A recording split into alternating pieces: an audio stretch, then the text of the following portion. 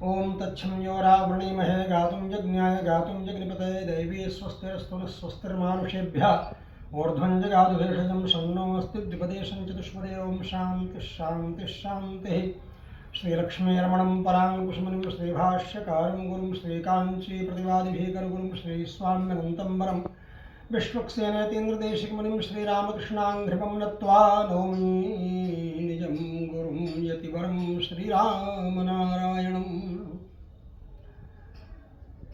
धर्मानुरागी सज्जनों तथा श्री संप्रदाय के समस्त धर्माचार्य वृंद एवं समस्त भागवत वृंद, आप सभी लोगों के बीच में विशेष करके रामानुज संप्रदाय श्री संप्रदाय के आचार्यों के पास भी बहुत दिनों से एक रील घूम रही है, जो कि झालरिया पीठाधीश्वर जी के व्यक्तिगत वार्तालाप की रील है। उसे सुन करके बड़ा क्षोभ हुआ और बहुत दुख हुआ। और सबसे महत्वपूर्ण बात यह है कि जिसमें हम सब लोगों की किसी भी प्रकार की इच्छाएं नहीं रहती हैं, ऐसी चीज़ों में भी मेरा नाम लिया गया और ये कहा गया कि विद्या भास्कर बहुत चतुर है, बहुत चालबाज है, मतलब इसका तात्पर्य यह है। और उसी क्लिप में अभी सुनने को मिला कि मैं कभी गया था और मैंने बहाना बना लिया गाड़ी बिगड़ने का और फिर रुकना चाहता था बांगड़ जी के यहाँ। तो ये मैं स्पष्ट बता दूं कि ऐसा कुछ भी नहीं हुआ, ये बिल्कुल असत्य बात है, क्योंकि इसका प्रत्यक्ष प्रमाण तो यही है कि जब झालरिया पीठाधीश्वर घनश्यामाचार्य जी की महंती का कार्यक्रम था, तब पहली बार मैं डीडवाना गया था अपने पूज्य गुरुदेव जी के साथ, और गुरुदेव जी के साथ चद्दर आदि कार्यक्रम में हिस्सा लिया था। और महंती के कार्यक्रम में फिर मैंने भी चदरा पढ़ाया था उनको। उसके बाद दूसरी बार गया था जब श्रीनिवासाचार्य स्वामी जी महाराज जी की महंती हो रही थी, पीठाधीश्वर के पद पर अभिषेक हो रहा था, उस समय भी मैं गया था।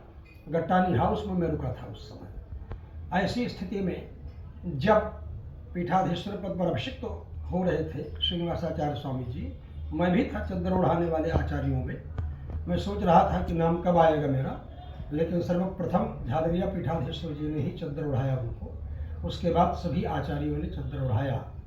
उसमें भी उनकी बात यह गलत है कि पहले कुछ लोगों के द्वारा चद्दर उड़वा लिया गया, उसके बाद मेरे द्वारा चद्दर और तिलक की रस्म पूरी की गई।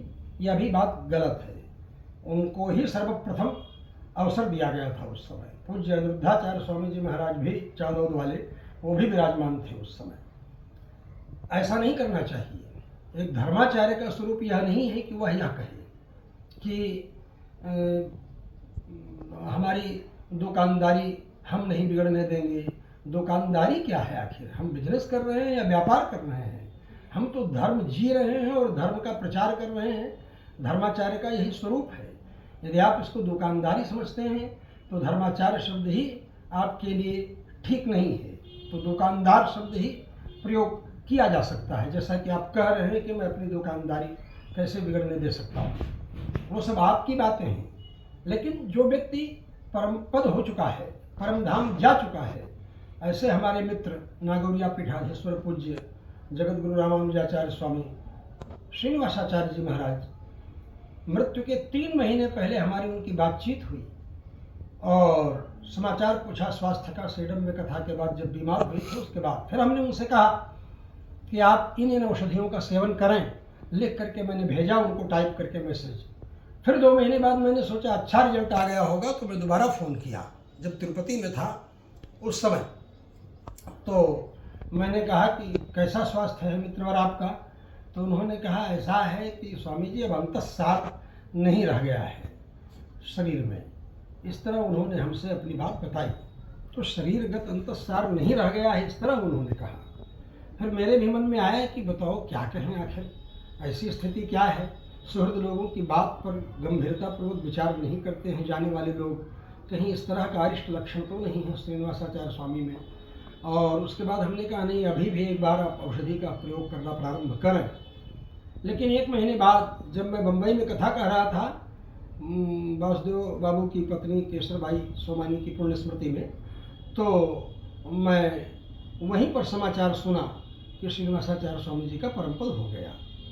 ऐसे महापुरुष जो कि स्वाभाविक रूप से अपनी बातें 3 महीने पहले हमसे स्वयं बताए थे स्वास्थ्य के विषय में, और उसके बाद उनके लिए यह बोलना कि ये कर दिया तो वह कर दिया, ऐसे इस तरह की शब्दावली का प्रयोग करना ये बिल्कुल उचित नहीं है, यह स्वरूप विरुद्ध है। रही बात तिंगल लोग भीख मांगते हैं, और तिंगल लोग 99% कोई भक्त आपका कह रहा है कि 99% लोग रायचूर में आते हैं, तिंगल लोग प्राय भीख मांगने वाले ही रहते हैं। प्राय शब्द का भी प्रयोग नहीं किया उस व्यक्ति ने, कहा कि तिंगल लोग तो भीख मांगते हैं, भिखारी की तरह है। एक तरह का तात्पर्य यही है। इस तरह की बातें क्या उचित हैं? एक धर्माचार्य को अपने शिष्यों से उनको धार्मिक जीवन पद्धति के विषय में बताना चाहिए, यदि समय मिलता है अपने अनुष्ठान और पूजा पाठ से, और उसके बाद उनको उनके गृहस्थ जीवन को सुरक्षित ढंग से रखने के लिए कहना चाहिए।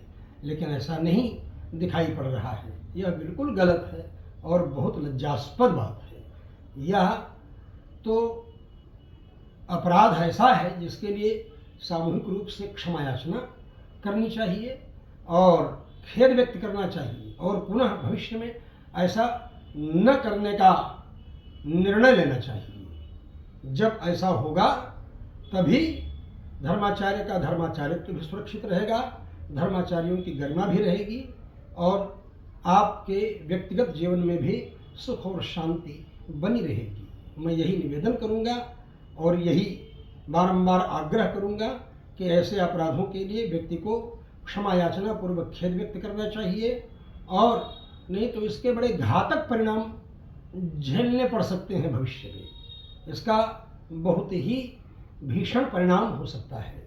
इसलिए इन सब चीज़ों से स्वयं बचें, और नहीं भी बचना हो, कहीं भी जाना हो तो कुछ भी करें, उससे हमें कुछ लेना देना नहीं है। किसी भी व्यक्ति के व्यक्तिगत जीवन को किस तरह से वह जिए या उसकी स्वतंत्रता है, लेकिन इसमें तिंगल का नाम घसीटना, धर्माचार्य का नाम घसीटना और तरह तरह की इस तरह की बातें करना यह बिल्कुल ठीक नहीं है और एक अक्षम्य अपराध की तरह है।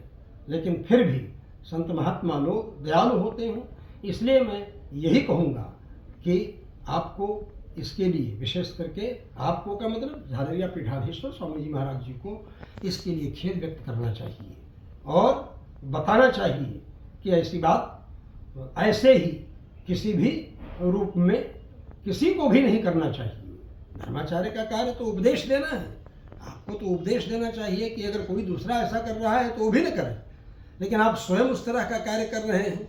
आपकी भाषा, आपकी वाणी, हमारे कुछ ऐसे भी शिष्य हैं जो कि स्पेशलिस्ट हैं इस विषय के कि आर्टिफिशियल एजेंसी के इंटेलिजेंसी के द्वारा क्या किया जा सकता है और किस तरह होता है। मैंने पता भी लगाया और लोगों ने बताया भी, जो अच्छे अच्छे एंकर हैं उनको भी हमने पूछा कि बताइए ये बात बनावटी है या छेड़छाड़ की गई है ऑडियो में, क्या है। तो उन लोगों ने कहा नहीं स्वामी जी, मैंने जांच करके देखा है, परख करके देखा है कि इसमें किसी भी प्रकार की बनावटी बात नहीं दिखाई पड़ रही है, ये बिल्कुल ओरिजिनल ऑडियो है, जैसी की तैसी आई हुई है। इसलिए क्षोभ हुआ।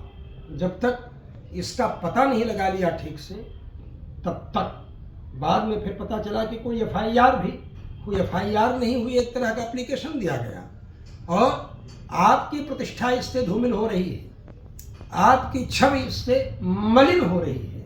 इसलिए यह जिम्मेदारी आप ही की बनती है कि आप एआई के द्वारा बनाया गया है कि वास्तविक है उसको स्पष्ट करें। यदि आपने ऐसा नहीं कहा और एआई के द्वारा बनाया गया है तो इसकी जांच स्वयं आपको करवानी चाहिए, क्योंकि इससे आपकी छवि भी धूमिल हो रही है।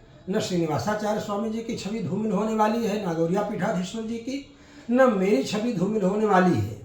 इससे केवल आपकी छवि धूमिल हो रही है।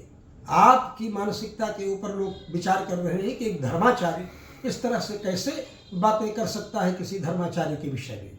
मैं बस केवल इतना ही कहूँगा कि आपको इस पर गंभीरतापूर्वक विचार करना चाहिए और गंभीरतापूर्वक विचार करके अविलंब इसके लिए कदम उठाना चाहिए, जिससे कि यह विवाद समाप्त हो और यह अध्याय समाप्त हो। ओम शांति शांति शांति।